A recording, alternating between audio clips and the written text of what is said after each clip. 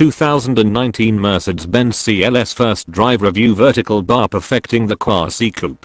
When the Mercedes-Benz CLS-Class first arrived in 2004, it was the beginning of the so-called four-door coupe movement. Even if the terminology still rubs people the wrong way, the style itself has taken off and even influenced SUVs.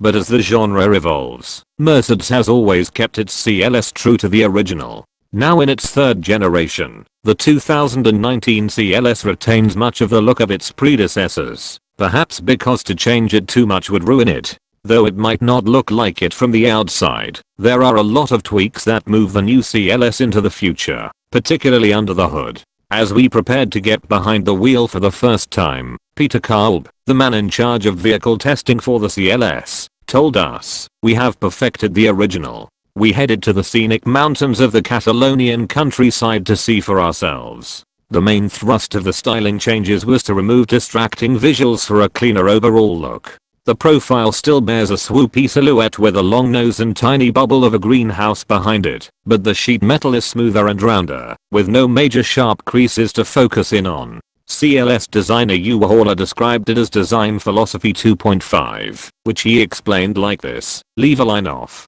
If it looks good, leave another line off. This thinking works for us, as we find the new CLS's profile to be a near perfect distillation of the four-door coupe concept. Up front, we love the way the hood is completely separated from the lighting, surrounded on all sides by body. The shark nose comes to an aggressive point in front of the vehicle, and the slim headlights look clean and fast on their own. The grille, with its diamond design, and the functional aero bits up along the bottom and at the sides, add some visual interest. This car has a drag coefficient of 0.29, and it looks every bit that slippery. In the rear, the flat deck flips up into a tidy little spoiler, which helps provide downforce and stability at higher speeds. The new two-piece taillights are bisected by the opening of the trunk, and they look sporty and angular, an appropriate visual finale as the car slinks past you.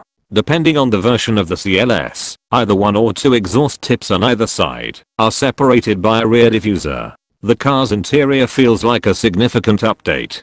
Gone is the devotion to stodgy, conservative styling of eras past. The CLS adopts the interior treatment pioneered by the 2017 E-Class, which embraced the latest technology. The new CLS's interior finally feels just as sexy and charismatic as a focused exterior. Inside, the waveline, highlighted by mood lighting, draws your eye from one door, down the dash, and across the other door, and even across the rear doors, if you crane your neck. In front of the driver, the CLS is updated with a pair of digital screens under a single continuous pane of glass, an elegant incorporation compared with the previous monolithic look of the central tablet. One serves as the instrument panel, the other as an infotainment display. The leather stretched across the dash and over the seats of our testers to signal interior is smooth and soft.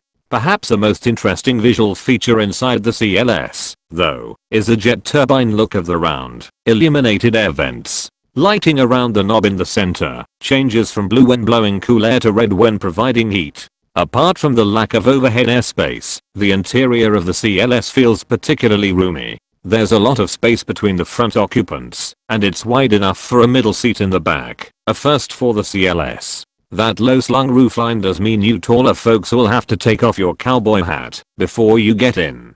At 6 feet tall, moving our seat as low as it would go did allow us to forget about the headroom issues after a bit.